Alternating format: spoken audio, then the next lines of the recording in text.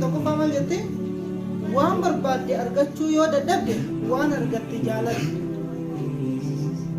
Beekamuuf osoo hin taane beekaa ta'uudhaaf yaali. Akkasumas hojjedhu. Waan feetu tokkoof osoo hin dhama'in waan dhabu tokkoof hin boo'in. Isinii galatillee abdata. Mo'amuun kan ibsamu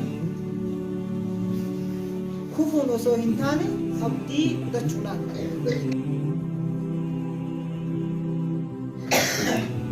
Waa'ee wanta hin beekne tokko dhagahuudhaaf malee haasa'uudhaaf ariifatin. Mallaqni hin dubbatu garuu soba dhugaa fakkeessa.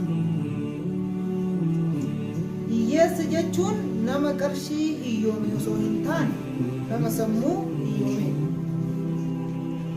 Namni baay'een waan deeggareef sobaaf harka hin dhahin. Callisuun gowwummaa osoo hin taane karaa ittiin nama waliin jiraatan keessaa isa tokkodha.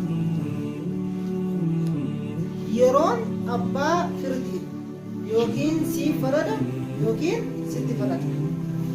Jecha mitiidhuma namoonni yoo dugun